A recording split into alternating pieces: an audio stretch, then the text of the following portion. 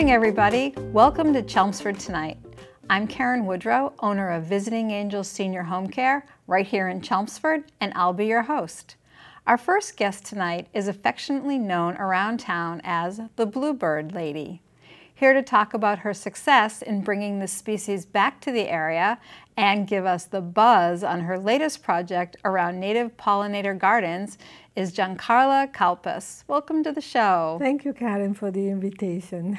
So let's start with your moniker, Yes. the Bluebird Lady. How did you get that nickname? How did that start? That was a long time ago when in the 80s, 1980s, I found out that this bird that used to be very common had become locally extinct. And nobody had seen it in 50 years. Wow. They told me I was crazy when I started to tell people I wanted to get involved in bringing them back. They were telling me, it's gone, it's not here anymore. But I learned what was needed to be done, and that was to put up birdhouses, because these birds nest in cavities, but they're not able to make their own cavities like a woodpecker. So in a natural setting, they would nest in an abandoned woodpecker home. Oh, interesting. In a dead tree or a dead branch.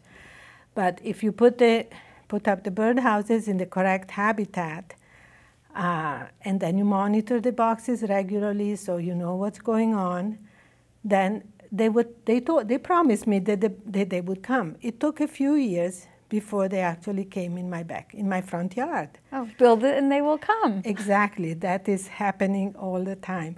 So that was 1992 when I had the first one in my front yard. But one is not enough, right, to bring back a population. So I found out that other people were putting up birdhouses in farms and other locations, so I volunteered to help with the monitoring, and I've kept up with it. I still do it now. And how many bluebirds have you attracted back to the area? I don't know the exact, well, I've been getting about 20 or 24 or 25 nesting pairs. I have produced or fledged close to 3,000 babies. Wow. And if all goes well this year, I think I will reach 3,000. I'm close to that number.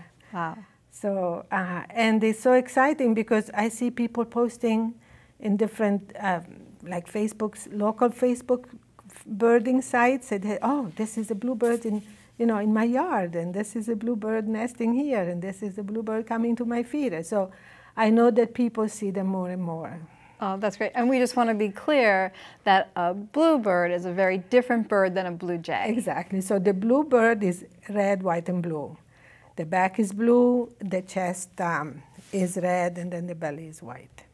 I told you I'm gonna come sit on your back porch so I can watch the bluebirds, because I think I will. Or you can go to any of the places where the Pariseau Farm, Misty Meadows, Red Wing Farm, Sunny Meadow, they all have nesting bluebirds. Oh, that's I mean, great. they may not be nesting the day you go, right, because they could be in between, because they usually nest twice in the season. So most of the places now, they have fledged, and then they're starting the second nest. So your success with this is a great example of environmental advocacy, affecting our environment and affecting all the people in the community. So yes. Let's talk about your latest effort, and that is attracting more pollinators to our land. So we have a video that'll give a little introduction. Okay, let's watch the video first. So if we don't have pollination, the whole food web would collapse, and that includes us. So when I found this out, it became very important to me to plant these native pollinator gardens and to teach other people that it is very important to plant these native plants in our own home gardens.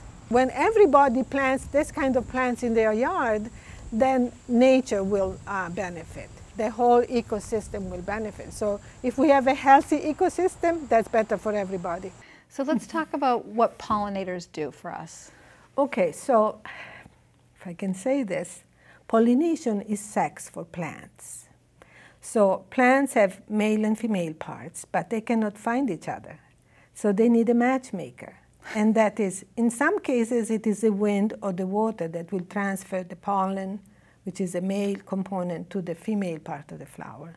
But most of the times, this process is accomplished by an animal. an insect or a bird, in some places even bats, different animals like that. So imagine that there is a bumblebee that comes to a flower, and well, the bumblebee comes to the flower because it needs the pollen to feed to its own youngs. And it needs a nectar for itself, its own food daily. So it has its own interest, right, for reproduction and for survival. But the plant takes advantage of that by accomplishing its own needs. So it's a relationship. So that is pollination. If the bee comes and transfers the pollen to the female part of the flower, and following that, the plant produces seeds and fruit, which then leads to more plants and also food for other animals in the ecosystem, then that animal is a pollinator. And so you were talking about bats, and we saw butterflies in the video, and bees. What are some other?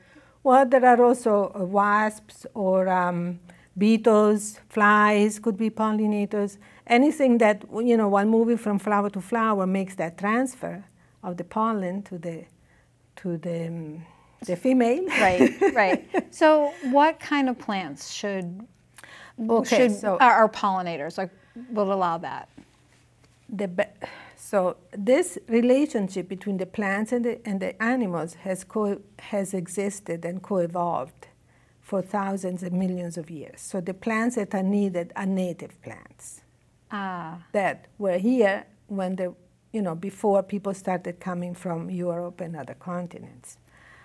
But of that total set of native plants, what we are recommending is that we choose a smaller list of native plants because not all pollinators are in decline. So we want to provide specific native plants that are helping those animals that are at risk of becoming extinct. So, which animals would those be? So historically, there were about 12 bumblebees in Massachusetts. We have already lost 2 species. Wow. And we are on the way to losing 3 more species. So these specific plants that you will have the link, they are aiming to help those bumblebees that are at risk of becoming extinct. There are also other, and those are called Bombus fervidus and Bombus vagans. There are also other bees that are bumblebees, other types of bees that are in danger, and there are also some butterflies that are in danger. And that is connected to the fact that some of those plants are becoming rare. It's not a surprise, right? Right. If your food is low, then you cannot reproduce, you cannot survive. So this list is provided by a scientist called Dr. Robert Gigier, who is a professor at UMass Dartmouth, and he has collected so much data that he has figured out which ones are the plants that these organisms at risk need. So it's not enough, like, we like Buddleias, right? They're beautiful, and they're the butterfly plant, and they attract butterflies, but they're not what we're looking for right now, right? The butterfly bush is not native.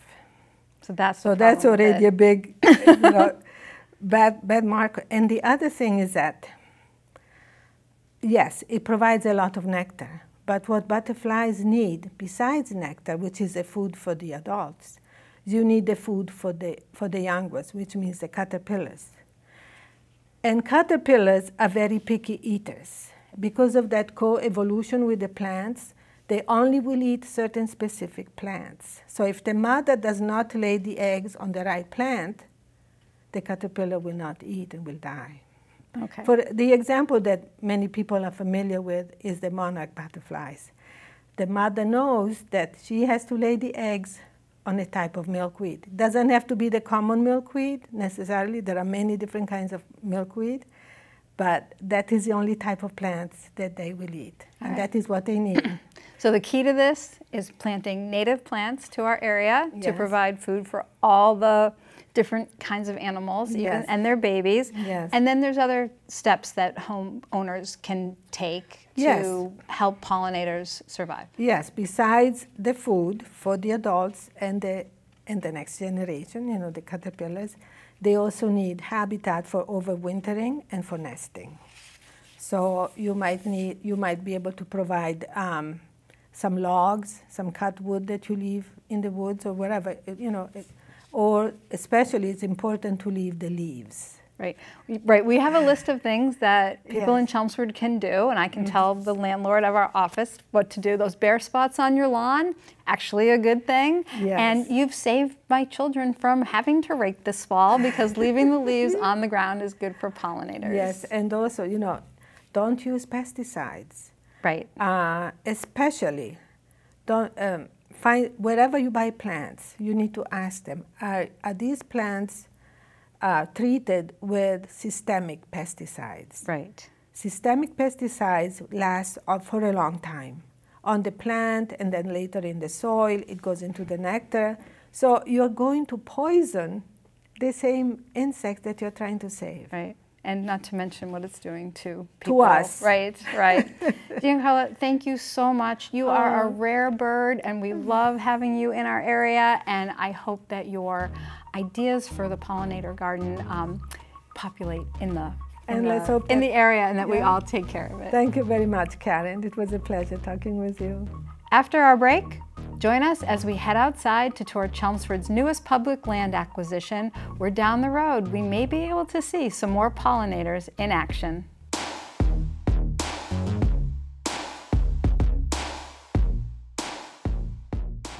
Today we're at Koulas Farms, once a private, thriving dairy farm, and now Chelmsford's latest public land acquisition. With me to talk about the acquisition and the future of the beautiful farm space is Mike Raisbeck. Thanks for joining me, Mike. Thank you very much for the opportunity. And yes, it's been an awful lot of fun getting involved with Koulas Farm. As you know, the town picked it up for a bit over $4 million the end of 2023. And with amazing speed, thanks to some help from a lot of good people, we've actually got it to the point where we have a place that you can actually visit and walk around. So this is a public space, and it's open to the people of Chelmsford to come This explore. piece is, the farm is basically about a 22-acre chunk here, maybe 25, 6-acre chunk across the road, and another 10 acres on the other side of that. This major 25-acre piece is what's the center of the public access. The other parts are, by the way, being used for agriculture. So it's going to be a working farm again. Well, pieces of it will be. Part of it's going to be very nice hayfield, and part of it is a pumpkin patch. And I know you have some special visions for it. I've got the pumpkin patch. Oh, that's great. But anyway, it's developed very, very quickly. A task force was put together at the beginning of January to decide what we wanted to do with it and to hear other people's opinions. We had a bunch of public hearings. We had people come in with proposals. What we wanted to do was meet a little bit of everybody's needs: the agricultural needs, the public open space, recreational needs, all of that. And I think we did a very good job. And so the first step, I think, was cleaning up the property and making it safe for public use. You would not believe what this field right here looked like. It was covered with junk, some of it dangerous junk, and lots of invasive weeds. A group now called the Friends of Koulas Farm has been instrumental in doing a lot of the cleanup work in the woods and environs. And a big kudo goes out to them, and another big kudo goes out to our own Chelmsford DPW, who did a lot of the heavy machinery work down here, created the parking lot. We got rid of the old barn foundation, got rid of all the safety problems that we had, and we had plenty of them. It is now reasonably safe if you stay on the trails. Okay, it's a beautiful spring day. Let's go explore. Let's do that. So we're walking on a trail, and where are the other trails? Well, the trails surround this meadow here. Go around deep into the woods, come back out, and come out over there. So you can take a nice walk in the woods. But this meadow here in the center is kind of an ideal public gathering place. That's one of the possibilities. Here you can have a small concert. You don't want to do things that are going to wildly disrupt the neighborhood. But you can do some very nice stuff here. You can picnic. There are other spots in the woods that are suitable for that too, and very nice. Okay, let's go look at the meadow that you were talking about. Yeah. Okay. After a short walk from the parking lot, we've arrived at a point between two of the town's visions for the use of this farm. Mike, where are we standing? Well, as I told you, we had a bunch of proposals come in. And people had various good ideas. One good idea was a native plant meadow. You know, make all the pollinators happy, all the bumblebees. And if you look down here along this slope, this is what we're currently considering. Now, again, the committee I'm talking about is strictly an advisory committee. The decision will have to be made by people in town hall. But that was our idea. You need to get our previous guest, Giancarla. Oh, Giancarla, that's her project. Yes, she was on the show just before this talking about pollinators and the importance of them. Yep. So I hope the advisory committee is listening we about what this did. land can do, not just for the people of Chelmsford, but for the bees. For the bees and the pollinators. Yeah. Now, I talked about that. If you look in the other direction over here, you have a nice slope downward, down to a relatively flat spot. One thing that's been proposed there, no certainty that it will happen, but one thing that's been proposed is a sledding hill, because Woo! I would really like to see this property get used 4 seasons a year. Great. I mean, so spring and summer and fall are obvious. Winter, you have to do a little work to make it accessible. But that's not the only projects that have been proposed. You sound like you have a whole pocket full. Oh, we got a whole pile of them. I talked about the field space over here. I talked about the 2 chunks on the other side of the road that are agricultural use and active right now. Caroline Parley is haying the big field, and I'm pumpkining the small one. That takes care of fall. That right? takes care of fall. Right. And but we've also had conversations about having the wildlife refuge. You know, she's down in South Chelmsford now, and a little shy on space. That's a much bigger project and would involve a lot of, you know, state and federal permitting and what have you. But as a committee, we felt that that was a really good use for the territory, and it was consistent with the objectives of the town in getting this spot. Wow, Mike, you and the town really have done a great thing acquiring this space and making your vision. I can see the distinct 4 seasons really thriving on this property. Thank you so much. I think it will. I think it will. Great. So if you're looking for something to do this weekend, come by 175 Pine Hill Road right here in Chelmsford and just explore the space yourself. And if you have a vision, reach out to Mike. Yeah, let us know. We'll be right back after this break.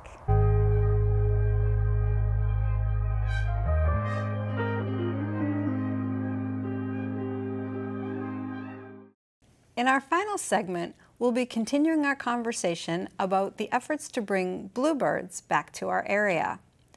This effort, the Bluebird Restoration Project, is being publicized and brought to us through Billerica Access Television. With me tonight are Jim Miller, founder of the Bluebird Restoration Project, Tara Splingaerd from Billerica Access Television, and Chris Clark, also with Billerica Access Television. Thanks for joining me on Chelmsford Tonight. Thank you. Hey, thanks for having us. So Jim, tell us how this project got started. Sure. I'm a bird watcher, you know, lifelong bird watcher, and every spring it seems like I would see bluebirds come to my feeder, but then they'd be gone.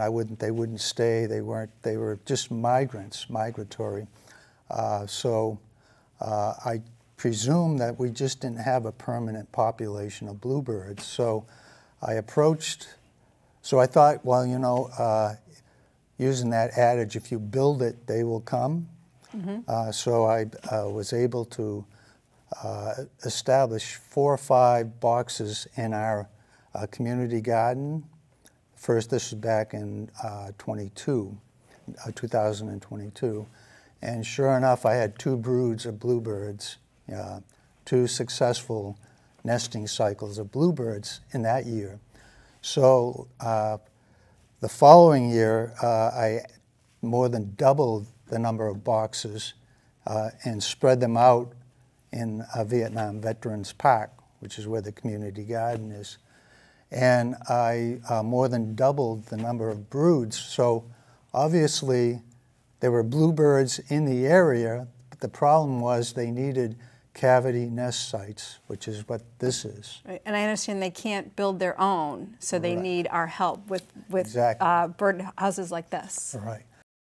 So this past year, I approached the Community Preservation Committee, and I was able to get some funding to expand this network and to get some nicer equipment like what we have here. And now we're up to, well, I just put out another set this morning. I think we're up to 41 boxes at this point. I'm trying to expand throughout the community, in public areas, and then weeks ago, probably 2 months ago, I'd say, I approached BATV for technical support, and they've been fantastic, and they have been very helpful. What we have in front of us is the result of their work. Chris, you want to talk about the birdhouse that we see here? Yeah, like Jim said, he approached us for some information on technology. I had never done something like this before, so I was kind of looking for different ways to do this. But it's very difficult if you want to stream or get picture stuff unless you have like direct power or direct internet. So I did some searching and found this Green Feathers camera, and we've had some. This has actually been great. We've used it with.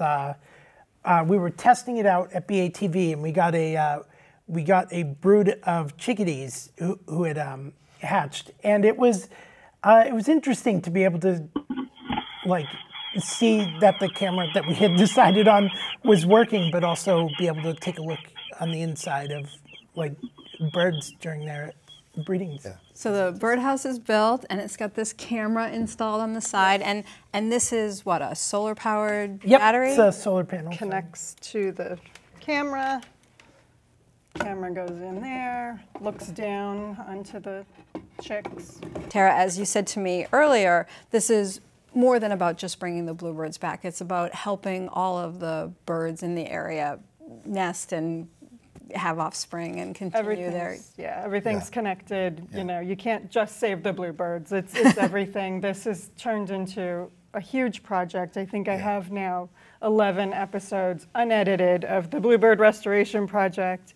We've gone out to see blackbirds.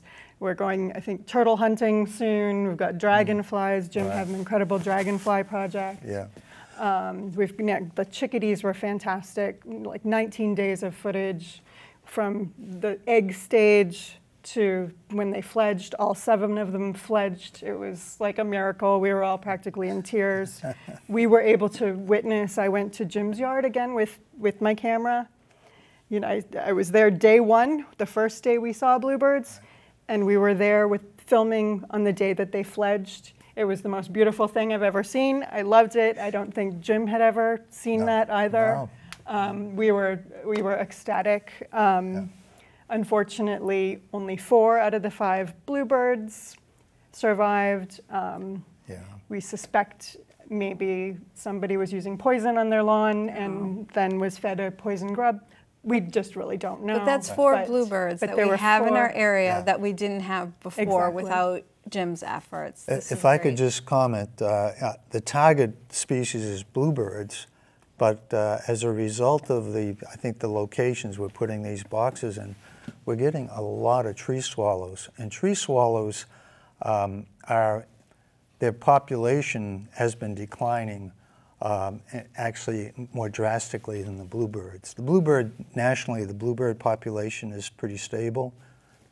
Our area seems to be kind of sparse. But tree swallows, based upon the organizations, the information that the organizations that track these populations, they're saying that in eastern United States, the population has been reduced by about 30%.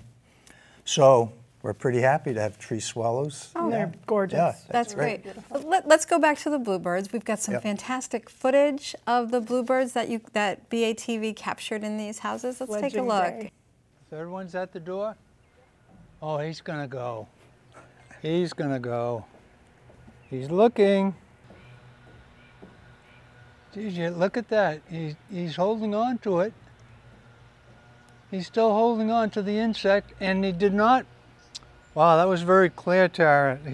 He had a bug, a big bug in his mouth, and he just showed it to them. Showed it to all the babies and then left with it in his mouth. Uh-oh. Getting braver. There he goes, number 3. Number 3, yay! Wow, that was great. It was amazing. The very cool thing about video is I finally figured out how to film these birds.